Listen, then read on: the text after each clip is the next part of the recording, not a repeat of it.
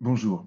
Je tiens d'abord à remercier ma collègue et amie Clotilde Brunetti-Pons de m'avoir demandé de m'interroger sur la portée des modifications terminologiques envisagées dans les remaniements de l'assistance médicale à la procréation. Étant précisé que la présente intervention est une version allégée d'une contribution à paraître aux éditions Marie-Martin début 2021. Nous y renvoyons donc l'auditeur dont l'appétit, pour les références notamment, pourrait ici ou là avoir été frustré dans le cadre nécessairement réduit de cette vidéo. Sous ces quelques précisions, les 30 minutes que nous nous sommes octroyées peuvent commencer. Dans un sens strict, l'assistance médicale à la procréation désigne les procédés par lesquels deux personnes éprouvant des difficultés à donner la vie recourent à la médecine afin d'y parvenir. Un premier cadre législatif a été mis en place en France par la loi du 29 juillet 1994 et plusieurs remaniements ont eu ensuite lieu en 2004 et en 2011 singulièrement. Une nouvelle révision d'ensemble a été initiée en 2019, laquelle donne lieu au projet qui nous occupe et, il faut l'avouer, nous préoccupe. Pour s'en tenir au titre 1 consacré à l'AMP, mes collègues l'ont dit, le texte propose une évolution considérable, l'élargissement de l'accès à la procréation médicalement assistée aux couples de femmes et aux femmes seules, jusqu'alors réservé, on le sait, aux couples hétérosexuels pour raisons médicales. En l'état, le texte n'est bien entendu pas définitif, mais il donne d'ores et déjà une vue sur d'importantes modifications terminologiques. Que la langue juridique évolue est chose naturelle, puisque la terminologie en appelle à l'adéquation entre le sens du mot et la réalité qu'il vise. Elle doit être habile, donc, à décrire une réalité en mouvement.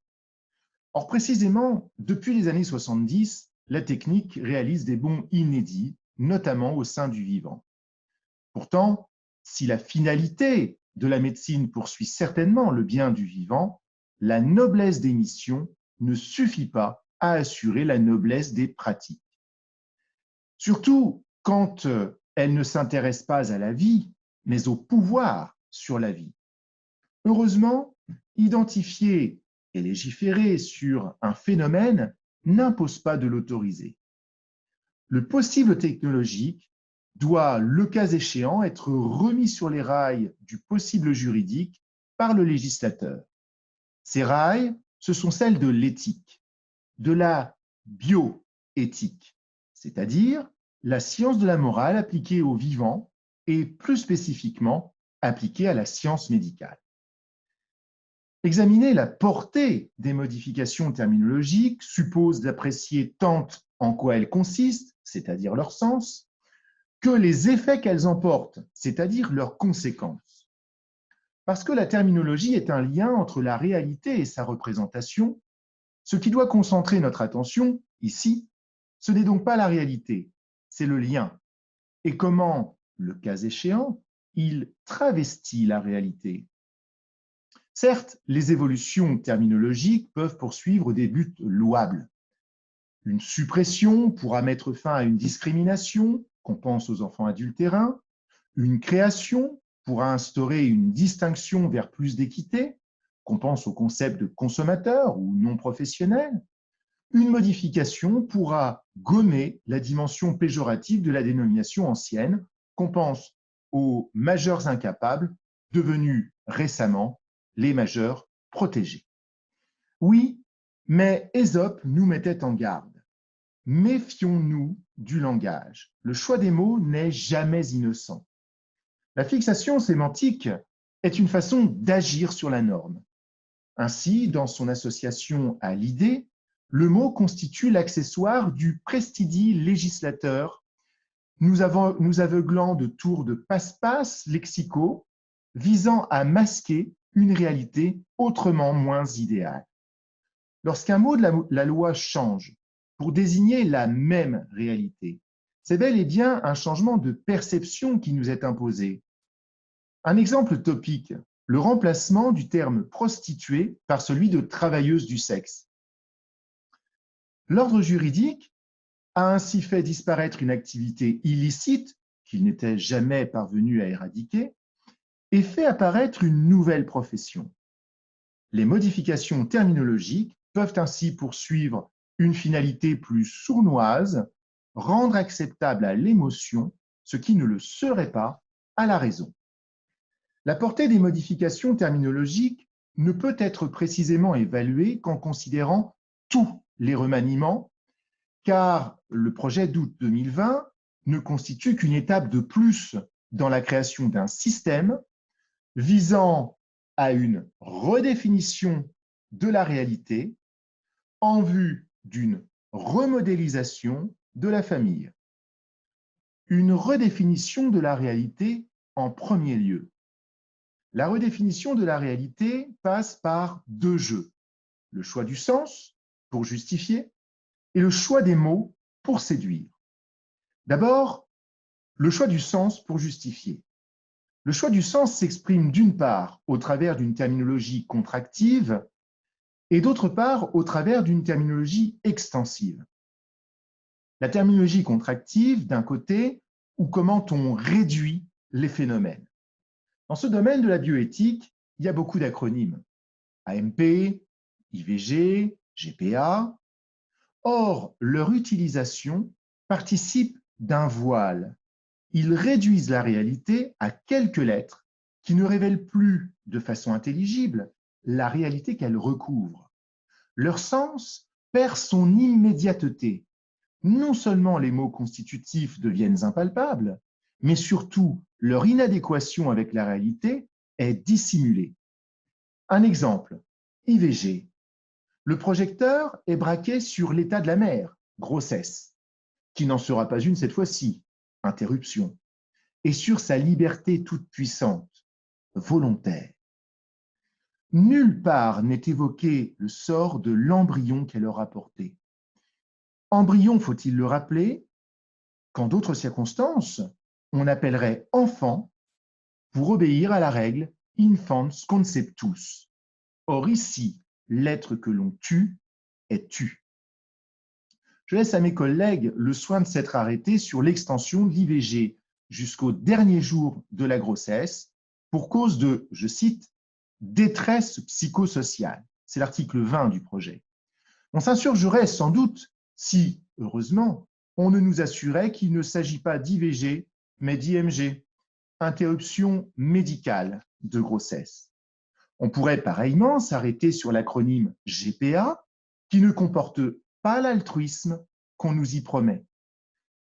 Quant à l'acronyme AMP, il devient une coquille dont le but thérapeutique n'est plus l'ADN. On va le voir. La terminologie extensive de l'autre côté, ou comment on déplace le sens. Par une terminologie extensive, le législateur étend ou déplace le sens d'un mot, hors de son acception initiale. C'est le cas du médical comme de la bioéthique. D'une part, le médical passe de la thérapie à la production. Initialement, l'AMP avait exclusivement pour objet de remédier à l'infertilité. Article L. 2141-2, grand 1 du Code de santé publique. Ceci induisait l'illicéité de l'utilisation de ce procédé pour motif non thérapeutique. Désormais, l'AMP a ouvertement l'ambition de fournir le moyen de la poursuite d'un projet parental. Le sens du mot médical s'élargit donc de force. D'une part, la médecine ne soigne plus la maladie, elle soigne les frustrations, elle exauce les vœux et satisfait les désirs. D'autre part, la médecine devient exclusivement technologique et n'est plus thérapeutique que par accident. Conséquence, l'embryon n'est plus un enfant en devenir, il est un produit en attente de livraison. Là encore, le vocabulaire du projet de loi trahit. Ici, en autorisant les initiataires de maternité, couple ou femme receveuse, à procéder à un appariement des caractères phénotypiques. Ce sont les termes utilisés à l'article L. 2141-3, alinéa 2 du Code de santé publique tel qu'il résulterait du projet. Et là, en prévoyant le cas où, je cite également, un projet de qualité affecte ces embryons. On pourra bien dire que l'enfant n'est pas un objet. L'article 515-14 du Code civil, édifié en l'hommage à nos amis les animaux, est là pour rappeler qu'il est des affirmations de pure bonne conscience par lesquelles on fait semblant de se convaincre que certains êtres ne sont pas des choses quand on continue de leur en appliquer le régime. On le sent si après la naissance, l'embryon devient une personne, avant celle-ci, il n'est pas davantage que la première étape de mise en œuvre d'un projet. L'œuvre de reproduction devient une activité de production. D'autre part, la bioéthique passe de la nature de frontière à celle de tapisserie. La bioéthique avait été mise en place pour former un rempart aux humanités déréglées que les auteurs de science-fiction décrivent parfois. On pense à Dune, Robocop ou récemment Ghost in the Shell 2. Et éviter ainsi les rivages-ravages des humanités augmentées, transhumanistes, trop longévistes, eugénistes et autres horreurs factuelles, pour reprendre l'expression d'une collègue toulousaine. Le titre 1 du projet de loi prétend pourtant ne pas, je cite, s'affranchir de nos principes éthiques. Nos, mais ceux de qui? Car l'éthique n'a pas de valeur absolue, elle est subjective et versatile, comme le rappelait Bruno Opetti dans son ouvrage Droit et modernité. Elle porte, de ce fait, aux renégociations et aux désaccords. Ce sont désormais les digues de l'éthique que le dernier projet de loi prétend rompre.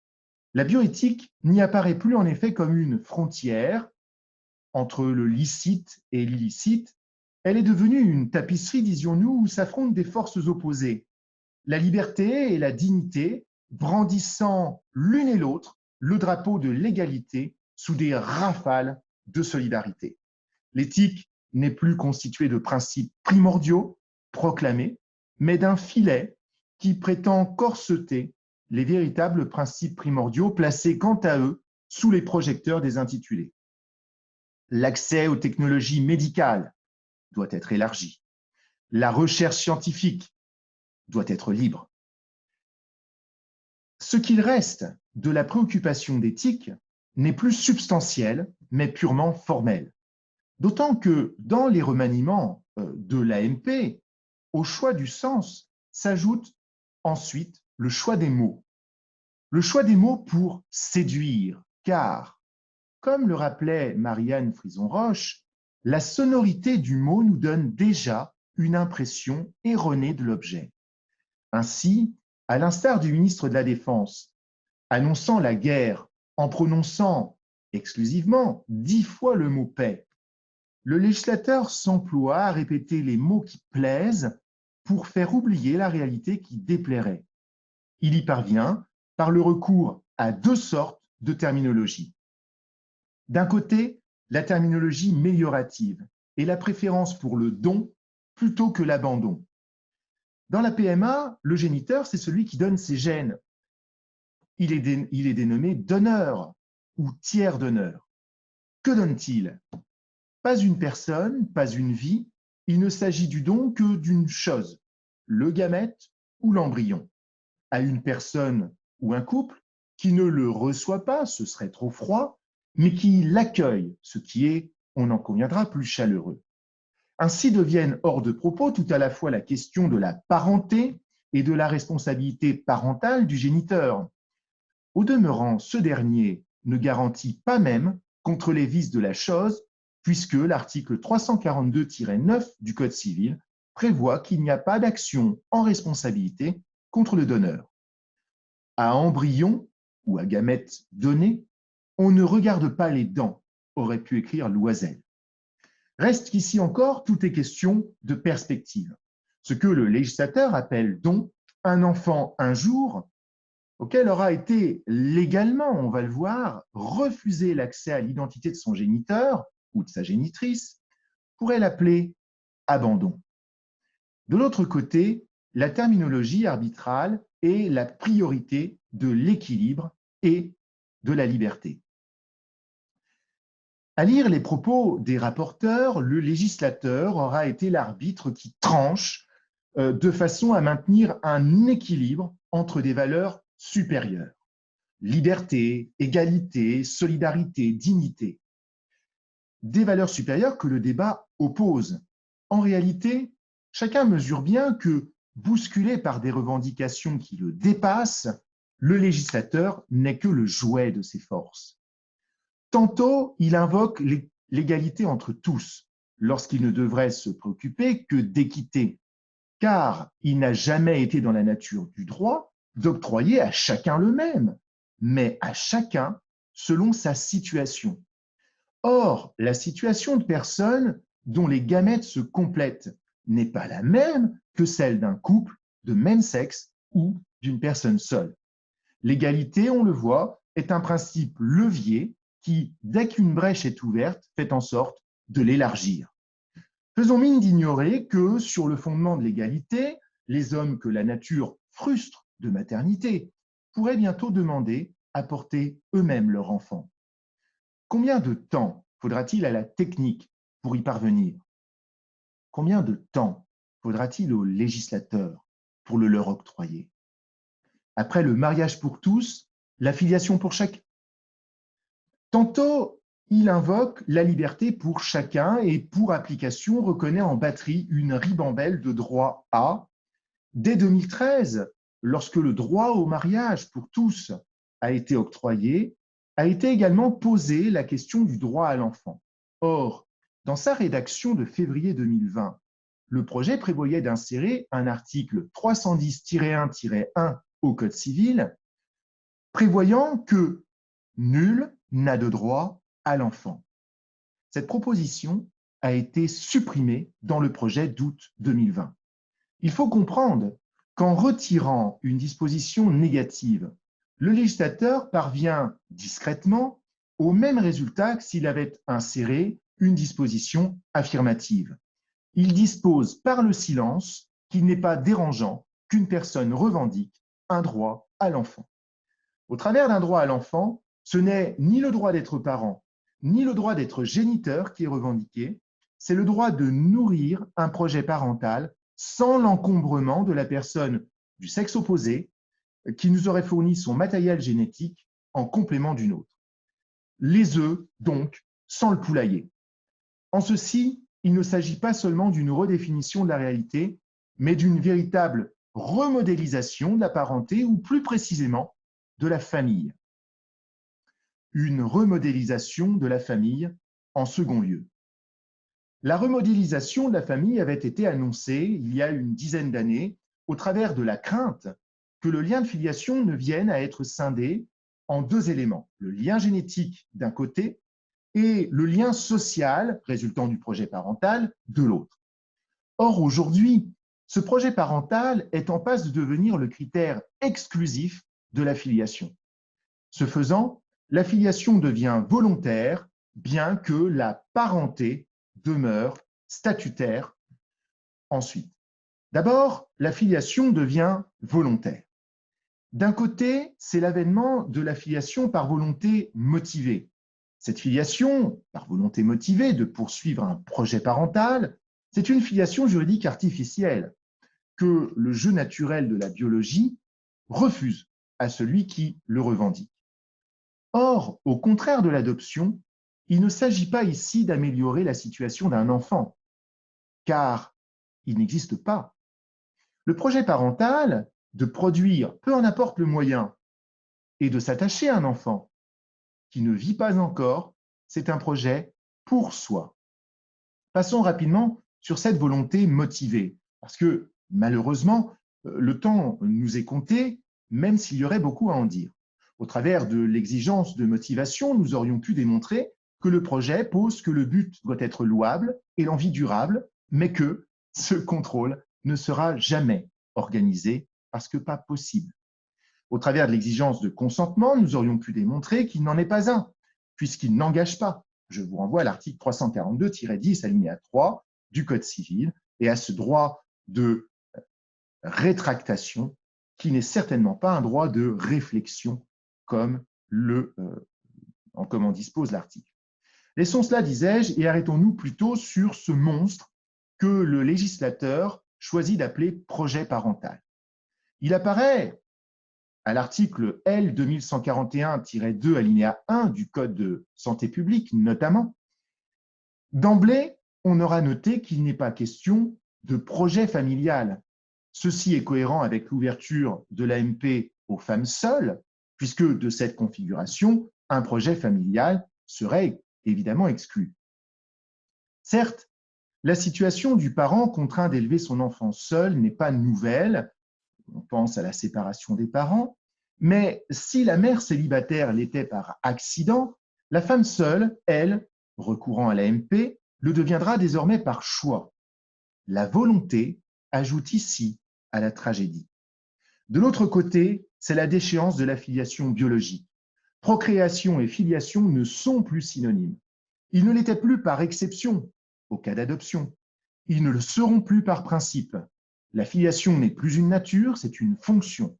C'est certainement une lourde maladresse, car précisément, la filiation juridique doit rester ancrée dans une représentation biologique du lien pour remplir sa fonction. La singularité du père et la singularité de la mère disparaissent sous le masque de l'appellation générique parent, en assexiant ainsi la parenté et en lui ôtant sa bilatéralité.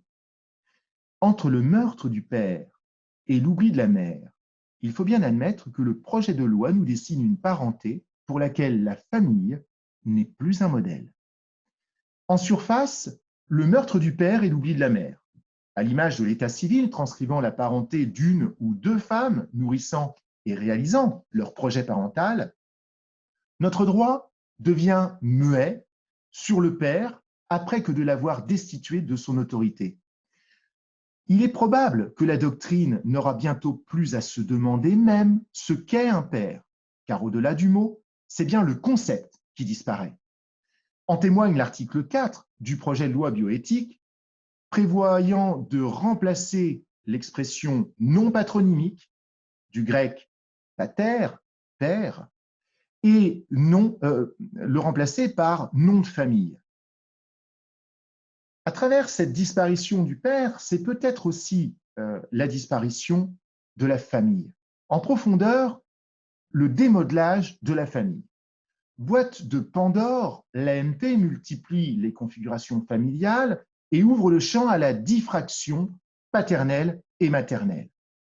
Dans le projet, l'engendrement ne se fait plus nécessairement à deux, mais seul ou à plusieurs. L'enfant peut avoir deux parents, mais rien n'exclut qu'il n'en ait davantage. Rien n'exclut non plus qu'il n'en ait qu'un, d'autant que depuis la loi du 28 décembre 2019, le concept de couple ne suppose plus cohabitation. Je vous renvoie à l'article 519-9 du Code civil. C'est dit, le modèle familial de parents unis autour d'un ou plusieurs enfants n'est plus. Le projet entérine l'avènement d'un modèle parental forgé sur l'individualisme. On vient de voir d'abord que dans le projet, la filiation devient volontaire. Ensuite, la parenté demeure statutaire. Elle induit l'exclusivisme de la relation juridique initiataire-enfant, mais la relation affective géniteur-enfant ne saurait être effacée. D'un côté, la relation juridique initiataire-enfant. À l'égard de l'initiataire, et le cas échéant de sa compagne, les effets de la paternité ne sont pas négociables. Ils sont prévus par le Code civil et aucune convention n'y pourra déroger. Article 6-2 du projet. Encore, la situation de l'initiataire de maternité sera-t-elle différente de celle de sa compagne? D'une part, le statut de l'initiataire de maternité. Avant l'accouchement, elle est la receveuse ou associée à l'autre femme, le couple receveur. Après l'accouchement, le projet ne la nomme pas mère, mais sous la circonlocution, la femme qui a accouché. Article 4, grand 4 du projet. C'est l'affirmation implicite que l'accouchement ne fait plus la mère. Jusqu'ici, la solution était inverse. La mère a toujours été celle qui accouche et encore récemment dans un arrêt de la Cour européenne des droits de l'homme du 16 juillet 2020. Dorénavant, que la mère ne soit plus celle qui accouche autorisera l'engendrement sans accouchement. Seront ainsi déverrouillées tant la porte de la production en batterie par utérus artificiel que la porte de la parenté homosexuelle masculine. La gestatrice, qu'on appelait mère porteuse, ne sera plus mère et sa place sera donc libérée pour que son compagnon, le compagnon du père, l'occupe. Autorise également la parenté au profit de personnes transsexuelles, puisque l'article L 2141-10 alinéa 2 du Code de santé publique tel qu'il résulterait du projet précise que l'orientation sexuelle ou l'identité de genre de l'initiataire doit rester indifférente. D'autre part, la situation de la compagne de la mère. Lorsqu'elle existe, la compagne de la mère reçoit une dénomination et, le cas échéant, un statut. Quant à sa dénomination, dès la reconnaissance conjointe, elle devient la commère. Quant à son statut, même si elle parle sans doute également beaucoup, une commère n'est pas une belle-mère. De ce point de vue, il n'est pas indifférent que le terme homoparenté remplace peu à peu celui d'homoparentalité. La compagne de l'initiataire n'est plus un quasi-parent, elle devient parent. Car si le lourd, mais si protecteur, mécanisme de l'adoption constituait pour la commère la voie privilégiée de l'établissement de la filiation à l'égard de l'enfant de sa compagne, le projet de loi en ajoute une seconde qui est en passe de devenir le principe, une reconnaissance devant notaire au moment de leur consentement à l'AMP. Article 342-12 du Code civil, potentiellement.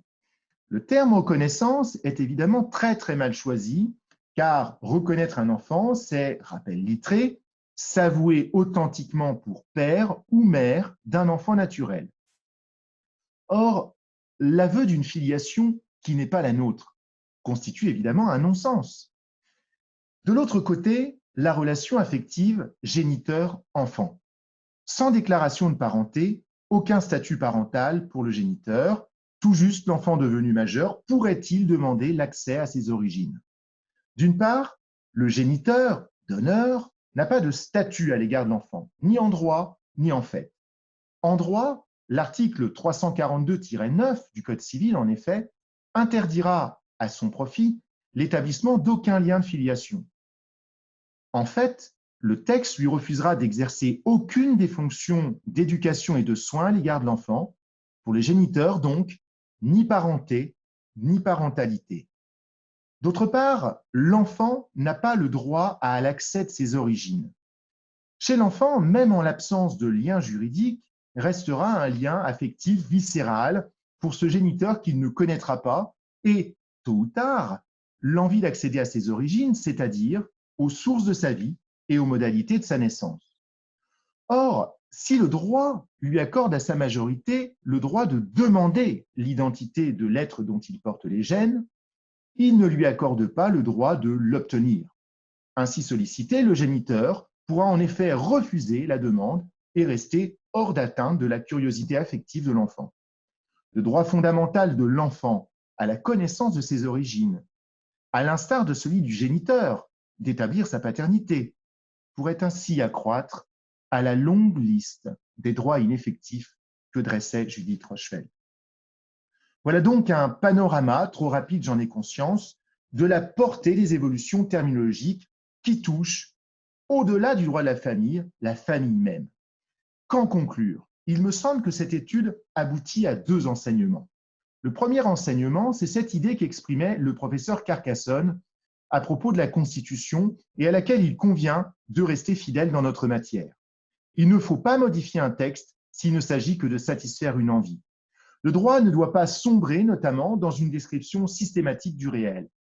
Singulièrement, rien ne contraint à effacer toutes les dissonances, notamment père-mère, qui font l'identité de la parenté de source biologique. Pour y fondre des situations particulières qui doivent au contraire continuer d'être perçues comme étant particulières. Lorsque les situations sont différentes, la qualification doit être acceptée malgré son caractère composite. Le second enseignement, c'est qu'en tant que critère de l'affiliation, la notion de projet parental ment, car jamais la parenté ne se satisfait d'une volonté initiale. Toujours, elle doit être entérinée par une vérité socio-affective, construite sur le ciment d'une relation durable. Le passage de la volonté par engendrement, génération, suggère Clotilde, à la volonté par déclaration, pourrait alors ne constituer que la substitution à une incertitude inévitable, d'une incertitude qui n'était pas même utile. Certes, la filiation biologique n'assure pas à elle seule le bonheur de l'enfant qui en résulte. Mais s'il n'existe pas de certitude, je veux du moins croire qu'il existe une présomption, car la filiation biologique, plus que tout autre, est une promesse. La promesse de s'oublier soi-même jusqu'à s'éteindre, pour laisser la place à cet autre qui vient aussi de soi, mais sans s'y arrêter. Je vous remercie.